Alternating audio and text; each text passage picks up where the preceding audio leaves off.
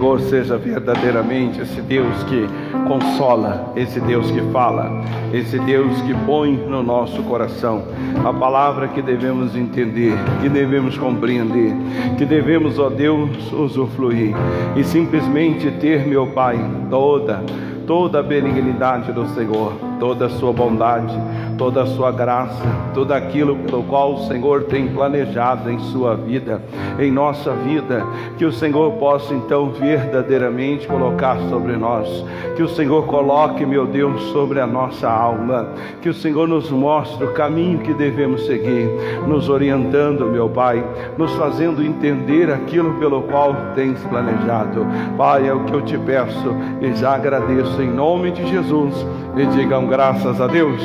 Dê para Ele uma linda e forte salva de palmas. Graças a Deus. Muito bem, pode sentar em nome de Jesus. Boa noite a todos. Graças a Deus, estamos aqui mais um dia para glorificar e exaltar o nome santo do Senhor, para levar a salvação à família. E é importante você então não correr das batalhas, você aprender a fazer aquilo pelo qual você então deve levar em consideração. Você trouxe a sua Bíblia? Abra por favor no livro de Efésios capítulo 3. Depois Efésios 6, e aí nós vamos então falar sobre a graça. Esse mês tem sido o mês da graça, e você tem que entender a abundância da graça de Cristo, para que Ele possa então salvar, para que Ele possa continuar a obra que Ele começou na nossa vida. Efésios capítulo 3, o versículo 14 em diante. Você já conhece, nós já fizemos muitas campanhas sobre fizemos várias vezes campanhas sobre este versículo inclusive. E aqui então pesa sobre nós a responsabilidade. Efésios capítulo 3, no versículo 14. Aqui o apóstolo Paulo começa sendo usado por Deus, falando uma coisa assim importante, que cabe a mim e a você sempre assim entender. Existe um erro que às vezes acontece, que a pessoa acha de forma diferente, aí a coisa não acontece. Olha o que diz aqui, versículo 14 do capítulo 3. Por causa disso me ponho de joelhos perante o Deus e Pai de nosso Senhor Jesus Cristo, o qual toma toda a família nos céus e na terra, toma o seu nome. Então veja que aqui está falando que toda a família nos céus e na terra, Deus tem o seu nome ali tomado na mão dele. Aqui está falando família nossa, mas está falando também a família espiritual, que somos nós, Igreja de Cristo. E é importante que você então faça parte dessa família. Todos quanto receberam, deu-lhes o direito de serem feitos filhos de Deus. E assim Deus então nos deu a capacidade de ser chamados filhos do Deus Altíssimo. Quando ele diz aqui, me ponho de joelho, ele está se referindo a se submeter, a se entregar, a buscar a Deus em favor da família. Quantas são as pessoas que acham que não vão responder pela rebeldia, pela burrice, pelo erro de alguns da família? Eu também pensei isso muitos anos atrás. Quando a gente vai começando, a gente passa a entender que as pessoas são, vamos dizer assim, ele fez porque ele quis, eu não mandei ele fazer isso, eu não mandei ele agir dessa forma, eu até dei conselho, eu até falei, eu até isso e aquilo outro, e a pessoa fala com boa intenção, ela fala ali com a intenção realmente de que aquela pessoa não faça aquela coisa, não tome aquela decisão, só que ela esquece do detalhe. Efésios capítulo 6, está aí no 3, vamos para o 6. Inclusive, existe algumas pessoas que se confundem nesta hora. Antigamente, irmão, lá no passado, versículo 10, Efésios 6, 10. No passado, irmão, é importante você entender isso para você compreender. No passado, várias foram as vezes em que Deus falou para o povo dele: vocês não necessitam pelejar, essa peleja é minha. Esse número de exército que vem contra vocês é maior do que a capacidade de vocês, porque dessa vez vocês não precisam lutar. Eu vou lutar por vocês, eu vou fazer a parte que cabe a vocês. Vou fazer aqui algo sobrenatural e vai acontecer algo extraordinário na vida daquelas pessoas. Agora você tem que tomar cuidado para você não cair na tentação de achar que hoje é da mesma forma. Hoje não é assim mais não. Hoje a situação é diferente. Olha o que diz, versículo 10 do capítulo 6. No demais, irmãos, fortalecei-vos no Senhor e na força do seu poder. Fortalecei-vos. Atitude da pessoa, ela se fortalece em quem? No Senhor e na força do poder desse Senhor, que é Senhor nos céus e na terra, que faz obras e que realiza dos mais diversos tipos de milagres que você possa imaginar. Então veja, fortalecei-vos, você é que tem que fazer. É palavra Deus dizendo sobre a nossa obrigação, sobre o nosso compromisso. Aí ele diz no versículo 11, revesti-vos. Veja, também você, também eu, não tem a ver com Deus. Ele não precisa de nada disso que Ele está orientando nós fazermos. Quem tem que se fortalecer sou eu. Quem tem que se revestir também sou eu. E Ele diz, revesti-vos de toda a armadura de Deus, para que possais estar firmes contra as astutas ciladas do diabo. Então eu tenho que entender que eu tenho que me fortalecer e me revestir da armadura de Deus, toda ela, para que eu possa estar firme contra as astutas ciladas do diabo. Então aqui ele deixa bem claro que o diabo traz cilada, que o diabo faz coisas, e é isso que eu tenho que entender, e não posso cair em tentação de me esquecer o seguinte, versículo 12, ele diz, porque não temos que lutar contra a carne e sangue, mas sim contra principados, potestades, contra os príncipes das trevas deste século, contra as hostes espirituais da maldade nos lugares celestiais. Então veja que ele está falando aqui, que eu tenho que entender que a minha luta é única e exclusivamente espiritual, não é uma luta carnal. Então não adianta ficar batendo boca, não adianta ficar falando, não adianta ficar ali pincelando na cabeça da pessoa, falando um monte, que muitas são as vezes que se você vai estar falando com o demônio. Eu já contei aqui o caso de uma senhora, uma jovem senhora, não sei a idade dela agora, mas já está um pouco mais de 60, creio. E ela então, Ivani, o nome dela, ela chegou na igreja perturbada, daquele tipo que manifestava demônio, fazia aquela bagunça toda, mas ela veio disposta, ela queria servir a Deus. E aí eu me lembro que no processo de libertação, ela falou um dia a respeito do apego que ela tinha à patroa dela. E era uma coisa assim, como ela própria disse, doentia, a tal ponto que segunda-feira de manhã, quando ela chegava, que ela não trabalhava nem sábado, nem domingo, nem feriados, então chegava no dia, se fosse feriado ela não ia no dia seguinte, ou na segunda-feira após sábado e domingo, ela disse que ela não conseguia fazer nada, ela nem tinha forças para coisa alguma, sem antes fazer uma coisa, ir lá conversar com a dona Olímpia.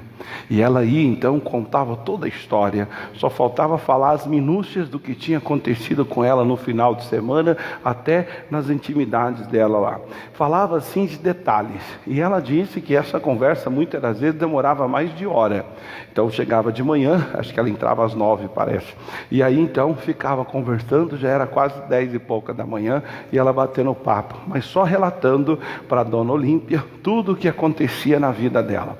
E ela então fez isso durante muito tempo, mas aí ela veio para a igreja, ela passou por um processo de libertação, ela percebeu que havia demônios na vida dela, e daqueles demônios bravos, que fazia aquele escândalo todo, jogava cadeira, e aquela coisa toda, e Deus a libertou. Mas aí surgiu nela um objetivo de trazer a dona Olímpia também para Jesus, a patroa dela, porque a patroa era deprimida, ela então vivia presa num quarto, muitas das vezes, horas a fio, às vezes o dia inteiro, não permitia se abrir a janela do quarto, não queria ver luz, tudo ali meio na penumbra, e só tinha contato com ela por causa desse vínculo, dessa necessidade que ela mesma tinha de conversar com a patroa. Então quando ela estava muito caída na depressão, ela então ficava trancada, e ainda assim a Ivani chegava, batia na porta, entrava, sem acender a luz, sem nada, naquele breu todo,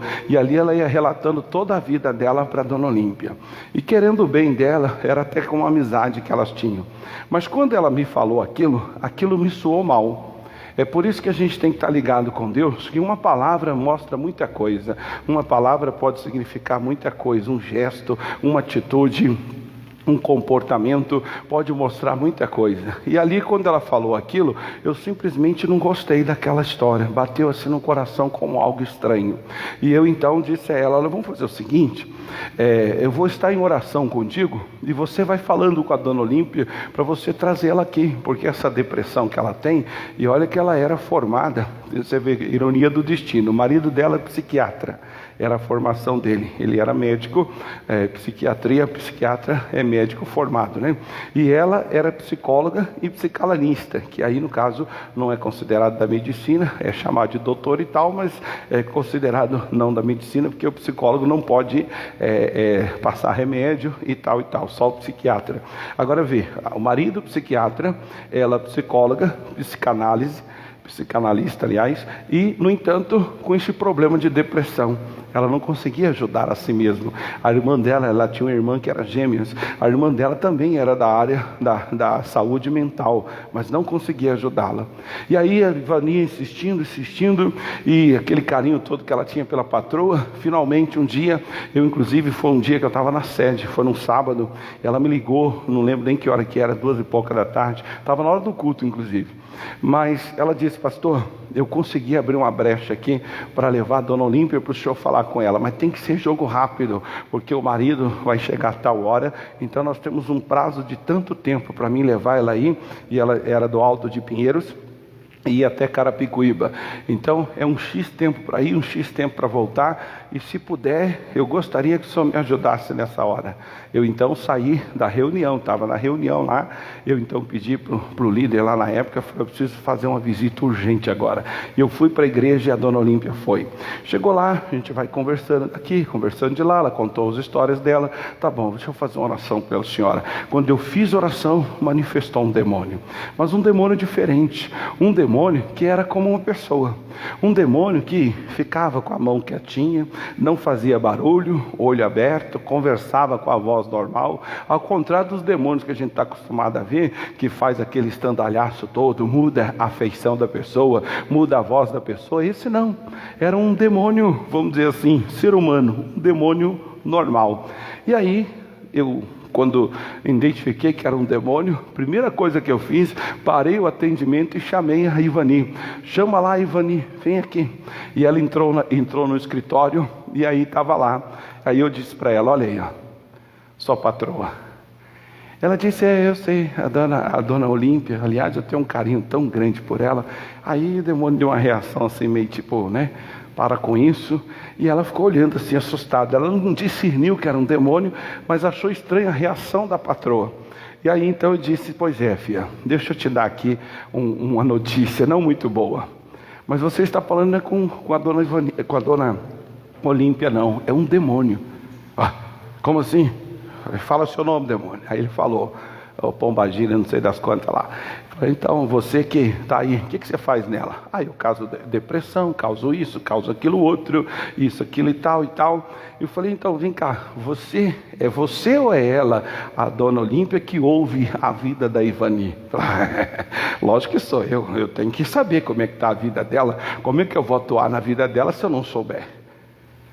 E aí ela ficou olhando assim, ficou indignada, né? Já estava assim, pode-se dizer, acho que nessa época ela já estava completamente liberta, nem manifestava demônio, nada, só ainda não tinha sido batizada com o Espírito Santo, mas ela estava pura, limpa. E aí ela ficou indignada, falou: o quê, seu desgraçado? Então quer dizer que é você que fica fuxicando a minha vida, cuidando da minha vida? Mas veja, ela nunca jamais por si própria conseguiria discernir que ela falava com um demônio. Assim, querido, você aceitando ou não, você pode estar falando com um demônio, não é o maridão não. Você pode estar falando com um demônio, não é a esposinha. Você pode estar falando com um demônio, não é o filho. E só quem sabe disso é aquele que não cai na tentação de achar que o problema é a carne. Não, porque ele é muito genioso. É porque é a índole dele, é porque é o caráter dele, é porque é a criação dele. Pode ser o que for, mas com certeza, se ele não tem Jesus, se ele ainda vive na disposição deste mundo, se ele segue o curso deste mundo, ou seja, o que todo mundo faz ele ainda faz, todo mundo bebe ele ainda bebe, todo mundo fala certas coisas, palavrões ele fala também, todo mundo gosta de certas coisas ele também gosta. Existe sobre ele um príncipe da potestade do ar. Olha o que diz, vamos ler primeiro lá o capítulo 2, vai lá no 2, Efésios também, capítulo 2, o versículo 2 em diante. Ele está falando aqui da graça que ele teve para nós. Aí diz o versículo 2: em que noutro tempo andávamos ou andastes segundo o curso deste mundo, segundo o príncipe da potestade do ar, do espírito que agora opera nos filhos da desobediência. Então todo aquele que desobedece o Evangelho, que desobedece as Escrituras Sagradas, que desobedece a Deus, ele é guiado por um príncipe. E esse príncipe é o príncipe da potestade, que quer dizer domínio, que está no ar. Aqui o ar quer dizer regiões celestiais, quer dizer lugares celestes. Alguém também já disse que o ar aqui é literal, onde tem alguém que possa respirar, aonde tem qualquer atmosfera nessa terra, ou que seja até dentro da água, lá debaixo da água, que seja no submarino, que seja no mergulhador lá que está mergulhando ali, onde existe alguém que respira, aonde existe um ser vivo, ali também existe demônios. Qual o objetivo dele? Roubar, matar e destruir, causar problemas e tal. E são poucas as pessoas que admitem isso de cara. Eu me lembro também um caso de uma outra moça, que aí foi o caso Silvia, o nome dela. Essa moça tinha tentado suicídio 14 vezes em questão de 2 meses. E coisa assim doida, que dava um estalo nela, e o acesso que ela tinha à laje da casa dela, pelo lado de dentro, era 2 ou 3 degraus só. Mas na parte do fundo, como se fosse aqui a igreja, era quase da altura desse prédio da igreja, lá na frente. Mas aqui atrás é como se tivesse uma escada, ela subia e tinha acesso à laje. E por várias ocasiões, o noivo dela a pegou já à beiradinha querendo pular. E 14 vezes, em questão de, agora não lembro se foi 2 ou 3 meses, ela tentou suicídio. A mãe dela era da igreja, mas a mãe dela também passou por um processo de libertação, que ela era da macumba, daquela bem entregue mesmo ao Satanás. E o pior alvo foi essa tal de Silvia. E aí eu me lembro que quando eu fiz a oração, manifestou lá o demônio, o noivo dela ficou assim, fora de si. Ele então entrou no meio, e Silvia, o que está acontecendo? E o demônio bravo, sai para lá, não sou Silvia não, e tal. E aí eu falei com ele umas 3 vezes, acho que na 4ª vez eu dei um grito mais alto, aí ele parou e olhou para trás, que ele estava olhando para ela, na direção lá da rua. E aí ele olhou para trás para mim e falei: amigo, esse assunto você não pode ajudar em nada. Não é a sua noiva que está aí, é um espírito mau, e você não é de Jesus, você não tem autoridade nenhuma contra ele. Então senta aí e fica quietinho. Não fala mais nada e não faça mais nada. Aí ele sentou meio contrariado e tal, e os obreiros então assumiram e tal.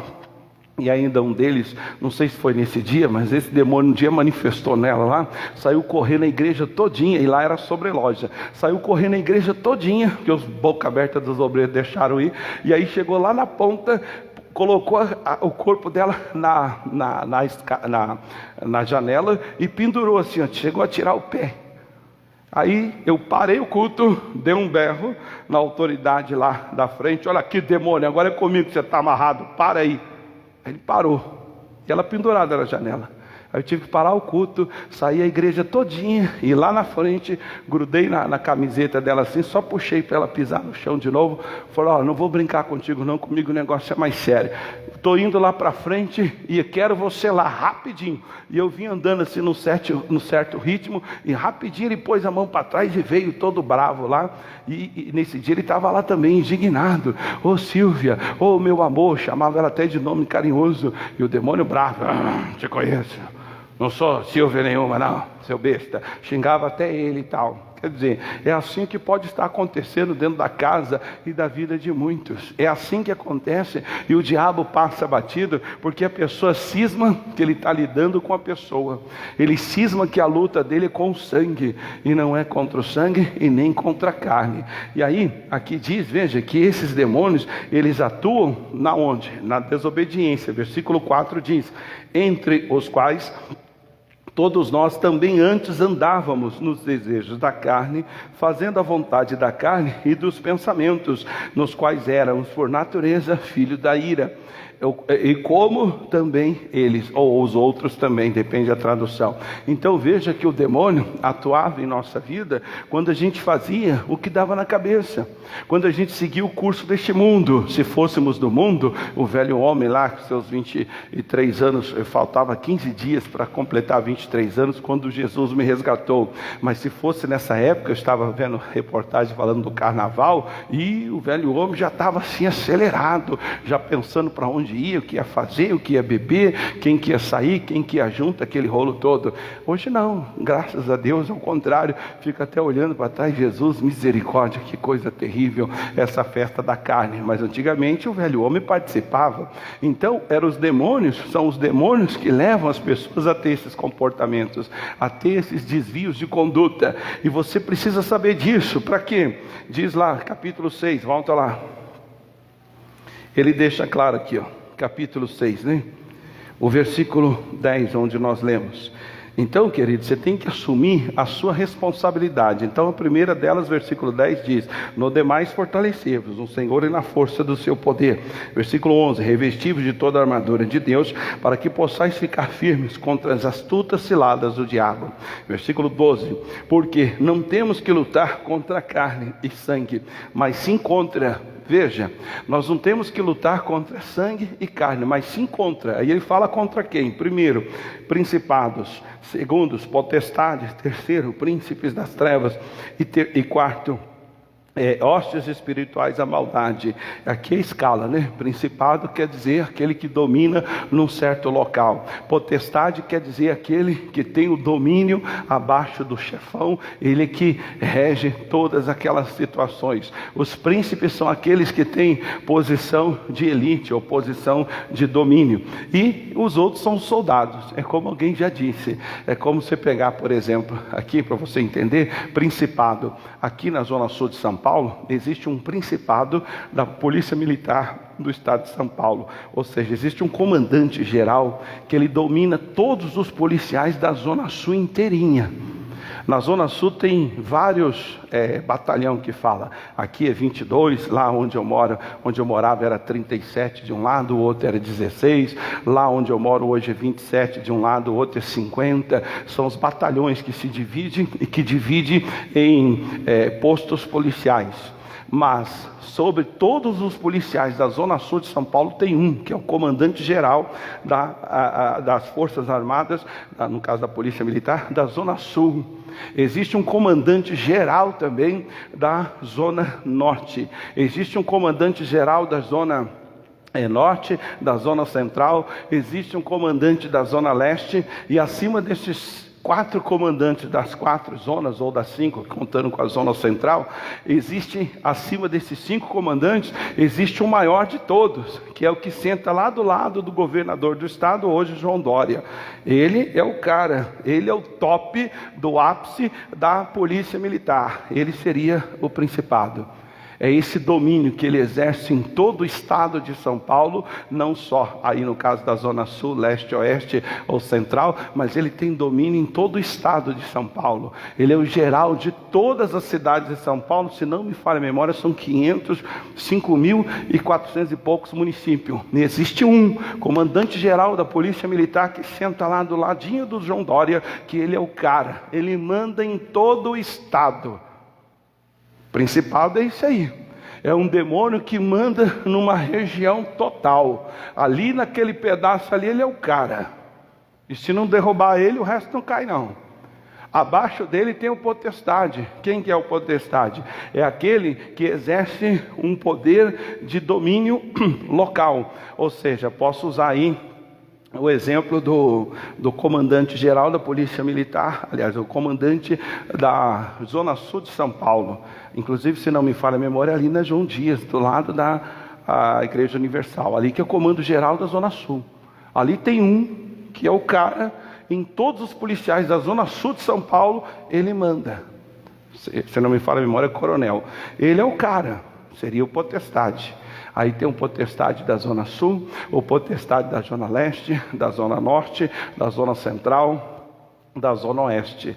Esses são os potestades que dominam numa determinada área. Aí, abaixo do potestade, tem os príncipes. Em cada um desses batalhões, igual tinha um aqui na Iervante, que agora disseram que está lá na Alvarenga, que até hoje estou esperando o endereço. Mas enfim, lá naquele posto policial que era aqui na Iervante, que está lá na Alvarenga agora, tem um comandante lá dentro, que geralmente é tenente-coronel. Ele é o príncipe. Eu me lembro de um batalhão, por exemplo, que na onde essa pessoa trabalhava, naquele batalhão tinha 550 homens. Então ele é o príncipe. Dentro daqueles 550 homens, ele é o cabeça, ele manda e desmanda. Ele só está abaixo do comandante de área da Zona Sul. Ele está abaixo do comandante geral do estado inteiro de São Paulo. Mas dentro daqueles 500, ele é o cara, ele domina, é o príncipe. E as hostes espirituais? São os policiais que andam na rua aí, que você vê todo dia. Esses aí são os, como alguém já disse, o pau mandado. É eles que vão para o combate, eles que vão para frente. O exército do inferno é assim. É principado, potestade, príncipes e as hostes, que são os soldados que saem para fazer as maldades. E você tem que lutar contra. Eu ouvi da boca de muitos, e ouço até os dias de hoje, não, porque o Senhor peleja a minha peleja. No passado, filho. Hoje ele não faz nada não. Não faça você o que está escrito aqui. Não se fortalece você. Não se veste você da armadura de Deus para ver o que vai te acontecer. Ou o que pode acontecer com alguém da sua família. Agora é diferente, filho. Agora quem tem confronto com o capeta é você. Agora quem tem que ir para cima é você. Agora, o bom é que não importa o tamanho desse demônio. Não importa a qualidade dele ou o tamanho dele. Importa que ao nome de Jesus, diz o livro de também Efésios, vou só citar o capítulo 1, versículo 14 em diante, começa dizendo, lá diz que Jesus, versículo 19, a sobreexcelente grandeza do poder que manifestou em Jesus, ressuscitando dos mortos e colocando ele acima de todo principado, toda potestade, de todo príncipe e de todas as hostes espirituais da maldade. Então hoje a vitória é garantida quando você entende isso e você combate, você vai para cima. Você não fica ali enchendo a paciência da cunhada que é chata. Atrás daquela chatice pode ter um capeta que está usando, deitando e rolando nela, e se depender de você, a coitada morre e vai para o inferno. Porque você cismou da mão que é ela. Você cismou da mão que ela é que é chata. Não é o bairro onde eu moro, pastor. É o lugar onde eu trabalho. É o ambiente. São aquelas pessoas. É o demônio. Ele que é responsável por todo esse tipo de atuação. E aí ele diz aqui, versículo 13. Portanto, tomai toda a armadura de Deus, para que possais resistir ao dia mau. E havendo feito tudo o quê? Havendo batalhado, havendo guerreado as guerras contra o mal, havendo feito tudo, ficar firme. Existe aqui várias palavras que eu não vou falar muito aqui, que eu estou com outro propósito no coração. Mas se você ler esse capítulo, você vai ver que o Paulo fala uma série de vezes essa palavra firme. Ele vai trazendo desde lá de cima. Primeiro ele diz lá, revestir toda a armadura e tal, para que possais estar firme contra as astutas ciladas do diabo. Aí ele vai falando, tem que lutar contra esses males. E aí depois ele diz, depois que você vier fazer tudo, depois que você travar a guerra e vencer cada um deles, você então tem que continuar firme. E sabe por que ele está falando isso? Porque uma das táticas do diabo de prevalecer contra as pessoas é tirar delas a firmeza. Ele tira delas a continuidade. Ela é aquela pessoa que não é contínua. É aquela pessoa que passa até por um período, mas acabou aquilo ali, ela está destruída. Ela não se levanta mais. Ela não mantém um ânimo. Ela não mantém um ritmo. Veja que o próprio apóstolo Paulo, uma ocasião lá em Atos 14, ele acabou de ser apedrejado. Diz a Bíblia que os homens saíram e acreditavam que ele estava morto. Então foi um apedrejamento pesado. Não foi três pedrinhas não. E no entanto, diz diz a Bíblia que quando eles se afastaram, aí alguns dizem que ele fingiu-se de morto, outros acham que ele até morreu mesmo e foi ressuscitado, aí é um detalhe. Mas enfim, diz a Bíblia que quando aquele pessoal se afastou, o Paulo então se levantou, ainda cheio de sangue por causa dos apedrejamentos, ele se levantou. E ele então entrou na cidade e continuou pregando o evangelho e ainda afirmando para os seus discípulos, ou confirmando, depende da tradução, de que por muitas tribulações se herda o reino dos céus. O camarada ali podia chutar o pau da barraca. Cansei, palhaçada é essa? Eu estou pregando o evangelho, estou falando desse Jesus, só me lasco. Fui apedrejado de novo, fui para a cadeia no dia tal, apanhei por causa disso, apanhei por causa daquilo. Eu estou alargando tudo, não quero nem saber mais disso, nem vou mais na igreja, não quero nem saber. Eu dei dízimo, eu dei oferta, olha aí o que aconteceu, olha o prejuízo que eu tive, olha a cabeçada que aconteceu. Essa é a estratégia do Satanás, querido. É tirar de você a continuidade, tirar de você a firmeza, tirar de você a constância. É aí que ele então aplaude os chamados cristãos que aceitam a derrota, porque a Bíblia diz claramente: sobre todas estas coisas, ou em todas estas coisas, somos mais do que vencedores por aquele que nos amou. Ou seja, a gente tem que guerrear, mas o resultado a gente já sabe: somos mais que vencedores. Mas não cruza o braço não, viu, filho? E não fica aí achando que Deus vai fazer alguma coisa por você, que o pau come. Ele arrebenta seu casamento, destrói a sua saúde, passa em cima igual um trator em cima de uma barata, e você vai ficar: meu Deus, eu não entendi o porquê. Você não fez sua parte. Aqui o Paulo diz: porque temos que lutar contra, não temos que lutar contra a carne, mas somos obrigados a lutar contra esses espíritos maus. E o lutar contra não é você ficar se estapeando: não, o sangue de Jesus tem poder, em mim o diabo não toca, está amarrado, em mim não, eu sou de Jesus. Isso é coisa de doido. O lutar contra aqui é você ir para cima, arrebentar ele que está atuando na vida das pessoas. É você grudar ele no pescocinho e jogar em cima, igual fez o Josué, e pisar no pescoço dele. Josué fez isso com 5 reis derrotados que estavam dentro de uma caverna. Ele tirou para fora, colocou eles no chão, pisou no pescoço e dizia: assim se fará de hoje em diante em relação a todos os inimigos da casa de Israel. Então essa é a regra: quem gruda ele é você, quem amarra ele é você, quem expulsa ele é você, quem bate de frente, dá uma ordem, manda parar e manda a coisa acontecer é você. Não é Deus não, querido.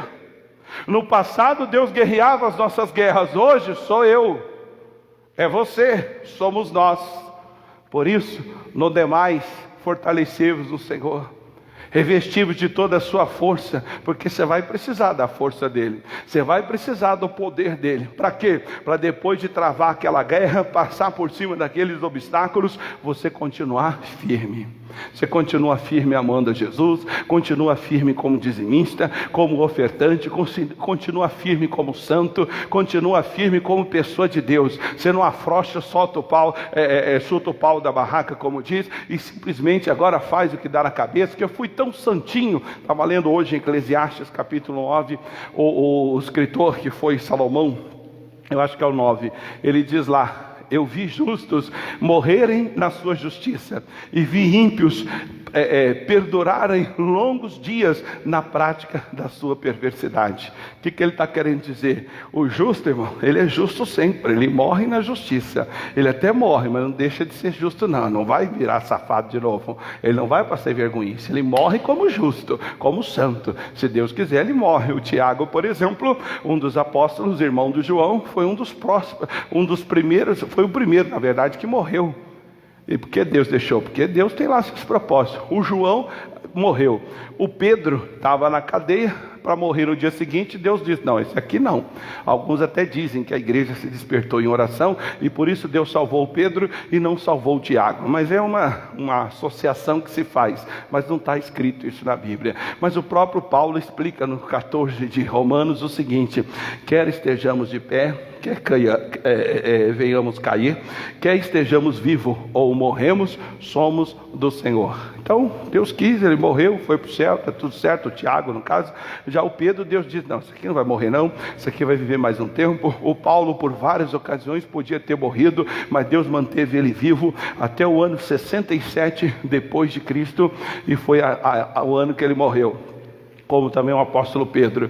E assim o João, por exemplo, que dizem que ele tinha cerca de 18 anos na época que Jesus estava aqui, e ele morreu com os 90 anos, depois da morte de Cristo. 90 anos depois é que o João veio morrer. Quem o manteve? Foi Deus. Ele quis que fosse assim, acabou. Mas o que é importante você entender? Você ter a consciência quem são os seus inimigos. E sabe por que isso é importante? Vai lá no livro de Provérbios, capítulo 24. Só isso aqui para a gente poder então fazer a oração. Provérbios, capítulo 24. O versículo é o 10, ele diz assim: se te mostrares frouxo, tem tradução que fala, se mostrares fraco, no dia da tua angústia, tua força será pequena. E por que muitos afrouxam no dia da angústia? Porque não se fortalece na força do seu poder. Ora muito irresponsavelmente, uma vez na vida, outra na morte, como diz, está nem aí. E ele acha que Deus resolveu tudo, que Deus já fez tudo, e agora está tudo certo, é ir para a praia sempre, viver lá tomando água de coco e tal, porque afinal de contas, sou mais que vencedor. Sim, viu? Mas isso não garante, isso não quer dizer que você não tenha que ir para a guerra. A vitória você já tem, mas você tem que batalhar, você tem que lutar contra. E aí ele diz aqui, ó, versículo 11... livra os que estão destinados à morte e salva os que são levados para a matança, se os pode retirar. Quem tem que livrar? Somos nós. Quem tem que tirá-los? Salvar os que estão sendo levados à matança, se os pode retirar? Somos nós. Nós podemos amarrar aquele demônio para sair daquela mulher, para ela parar de beber, fumar, prostituir, blá blá blá. Eu posso, você também. Livra os que estão destinados à morte, ou seja, aqueles que vivem uma vida de pecado e de erro, e salva os que estão destinados à matança, se os pode retirar. Versículo 12: se disseres que não o sabemos, porventura aquele que pondera os corações não o considerará? Ora, você está na igreja há tanto tempo, você já não sabe aquele que está fazendo certas coisas, se ele está salvo ou não? Salvo não fuma, não bebe. Salvo não vai para macumba. Salvo não crê em crendice popular, horóscopo.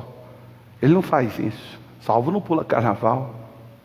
Ele não toma cachaça, não usa maconha. Vocês não sabem disso? Ah, eu sei, pastor. Pois é, por isso que ele diz aqui: e você, podendo livrar aquela pessoa, retirá-la daquela vida, você diz, não sabia. Como é que não sabe? Você não sabe que quem está no adultério está na mão do capeta, que se morrer vai para os quintos dos infernos? Você não sabe disso ainda?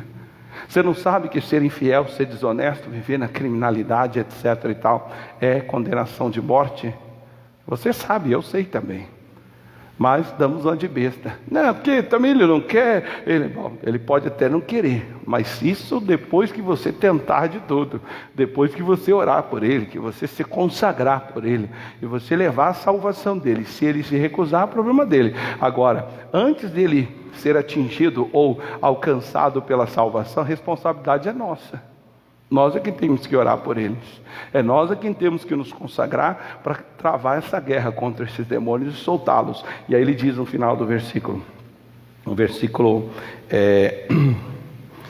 o 12, ele diz na metade, porventura aquele que pondera os corações não o considerará. Ele diz, e aquele que atenta para a sua alma não saberá? Ou seja, Deus não sabe que você está tentando enganá-lo, ou se enganando com esse papinho de que não pode fazer nada. Versículo ainda no final: não pagará ele o homem conforme a sua obra? Ele paga cada um de nós conforme a nossa obra. Então, querido, para a gente resumir, o que você está tendo até hoje de Deus é o máximo que Ele pode te dar segundo as suas obras. Não que as obras vai salvar, no sentido de salvação eterna.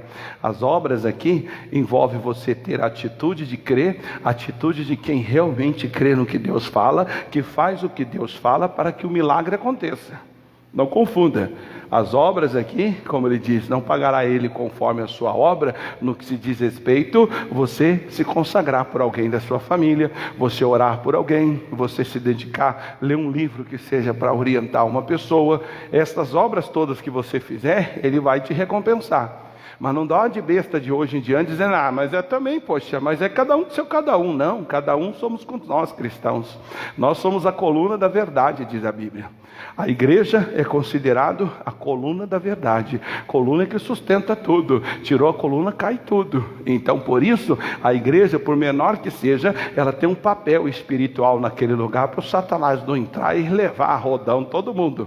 Então hoje o poder e a atuação de Satanás é limitado. Desde quando Jesus disse lá, está consumado, ele perdeu certas condições. Ele só pode continuar enganando as pessoas, só pode continuar prendendo as pessoas que amam a vida de pecado e de coisas erradas que ele oferece.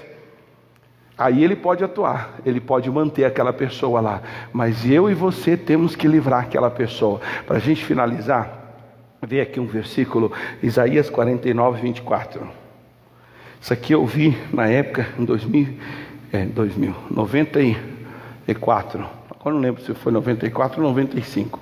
Eu sei que foi com o pastor Rogério, eu peguei ele de 94, de outubro de 94 até maio de 95. Então foi nesse período aí que eu vi essa mensagem aqui, e isso tem que prevalecer na sua vida. Aqui o versículo 24 do 49 diz assim: tirar-se-ia a presa do valente, valente é o Satanás. E aqui é uma pergunta: tem como tirar a presa da mão do valente, daquele que é o cara, no caso, o demônio? Ou os presos soltariam, ou justamente escapariam? Ou seja, a pessoa está presa na mão do Satanás, e você acha que ele vai soltar? Fala, você não serve para mais nada, leva para lá. Não. O diabo pode pegar uma pessoa, vou usar assim um termo social para você entender. Vamos dizer que seja uma jovem, homem ou mulher, bem jovem. E ele é assim muito aparente, né? Tem boa aparência e tal. E dá uma quedinha assim para prostituição, para safadeza, sem vergonha. Isso é o demônio gruda. E faz aquela pessoa um verdadeiro instrumento na mão dele. Usa aquela mulher para ir com vários homens, fazer acontecer e tal. Mas, como você sabe, a idade chega para todo mundo. Como também, às vezes não é questão da idade, mas a pessoa começa a se negar, a se entregar àquela prática. Ela começa agora a dizer não para aqueles desejos, para aqueles impulsos. Quando isso acontece, o demônio não solta a pessoa e diz, tá bom, você não quer mais me servir? Tá bom, vai para lá, não quer. Não, aí agora ele luta contra a pessoa. Antes ele usava a pessoa, ela era apenas um instrumento na mão dele. Agora, já que ela não quer mais servir a ele, então agora ele vai querer matá-la. Aí ele mete a doença, uma depressão, isso e aquilo outro, para destruir aquela pessoa. Mas em hipótese alguma ele larga. Deixa para lá, essa alma aí eu não quero não, esse aí eu vou deixar de graça aí porque eu não quero. Mentira, ele só solta por conta das orações, por conta da intercessão, quem sabe de um crente daquele camarada, alguém da família que ora todos os dias com relação na mão. Por isso que eu comecei lá, me ponho de joelho por causa deles, eu oro pela família, eu chamo aqui o nome, a existência, a salvação, sou eu e minha casa. Esse demônio não vai continuar fazendo ele encher a cara de cachaça, esse demônio não vai continuar mudando a natureza sexual dele, esse demônio não vai. A pessoa tem essa convicção, e ela tem que ter esse aqui, escaparia justamente, é uma pergunta, versículo 25 diz, mas assim diz o Senhor, por certo que os presos serão tirados ao valente, e a presa do tirano escapará, porque eu contenderei com os que contendem contigo, e os teus filhos remirei. Está aí, Então, as pessoas são capazes, elas podem ser libertas, quando eu entendo isso, quando você entende, e você luta por isso, quando você entra na batalha para lutar contra eles, Jesus vem junto e contende, Ele vem contigo, você diz, dá uma ordem em nome de Jesus, Ele vem e faz a parte dele. Mas hoje, a guerra é nossa, nós temos esta obrigação. Nós temos que fazer essa guerra no mundo espiritual. Por isso, crente que não ora é crente que não vence. Crente que não ora é crente que não vê o mover de Deus, não vê Deus atuar. Então cuidado para você não tropeçar mais. Por isso Paulo diz: por essa razão me ponho de joelho. Eu pôr de joelho ali não é nem fisicamente, que eu mesmo, pelo tamanho que tenho, peso, tivesse que orar de joelho horas a fio, eu morria de fome, ou ia arrebentar todo o restinho do corpo. Mas no entanto, o de joelho ali é submissão, é você parar o que está fazendo e se prostrar diante dele. Seja aonde quer que você esteja, você ora, você busca, você se entrega ali naquela busca constante até receber a vitória completa. Essa é a regra e é assim que você tem que viver. Fecha os seus olhos. Pai, que a tua graça e força esteja sobre nós e que nós venhamos então, em nome de Jesus, receber esse ânimo, essa injeção para continuarmos a ser conforme diz aqui. Nós precisamos nos fortalecer na força do seu poder, precisamos nos revestir de toda a armadura do Senhor, para que possamos resistir às armadilhas e às astutas ciladas do diabo, e depois de haver feito tudo o que nos é mandado fazer, continuar firme, continuar pronto para uma outra batalha, não no sentido de que nunca teremos paz, mas ao sentido de que conquistamos uma terra, agora vamos conquistar a próxima, vamos dar continuidade, e isso para a tua glória, em nome de Jesus, e graças a Deus. Daqui a pouco a gente faz oração para expulsar o mal.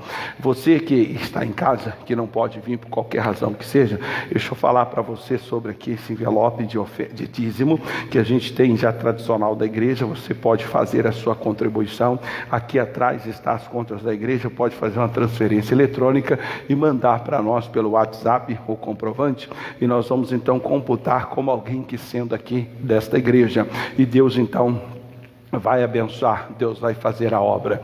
Bom, eu preguei aqui hoje, seja para você de casa ou você aqui da igreja, sobre oração, e já aproveitando a oportunidade para você aí de casa, já vou falar essas 4 sextas-feiras próximas, que uma delas vai ser uma sexta antes do Natal. Nós vamos estar então nos consagrando ao Senhor das 8h30 da noite até as 11h30 da noite. São 3 horas de oração. E por que vai ser 3 horas de oração? Porque a vigília representa 12 horas de trevas, né? 12 de luz e 12 de escuridão. Então a gente vai dividir essas 12 horas em 4 sextas-feiras. Fica aí o recado para você, você que pode, você que entende e quer ter esta experiência diferenciada com Deus, chegou a oportunidade. A primeira é sexta agora, dia 26, que foi a inspiração que Deus me deu nessa madrugada em oração, e eu creio que há de ser glorioso essa presença de Deus. A Bíblia diz que nós temos que, depois de haver padecido um pouco, diz a Bíblia que nós vamos receber 4 coisas do nosso Deus. Está escrito lá em Pedro, capítulo 5, versículo 10. Lá ele diz assim: e o Deus de toda graça, depois de haverdes padecido um pouco, Ele mesmo vos aperfeiçoará, confirmará, fortificará e fortalecerá. Ou seja, Deus tem essas 4 características que é tão importante, sabe para quê? Para você não desistir. Você que desiste, você não tem esta visão, você acaba perdendo. O diabo para muitos de nós porque ele percebe em nós uma determinada preguiça. Eu ia até pregar sobre este assunto, mas Deus assim não permitiu, e eu vou falar mais sobre isso. Então está aí dado o recado para você da igreja, você de casa, e fique então você de casa na paz, que Deus te abençoe e te guarde. E sexta-feira agora dia 26, hoje é quarta, 24, então depois de amanhã às 8h30 da noite começa o nosso clamor até às 11h30 da noite, 3 horas de oração, busca, e vai ser assim glorioso. Você quer ter mais de Deus? Chegou a oportunidade. Deus abençoe você rico e abundantemente em nome de Jesus.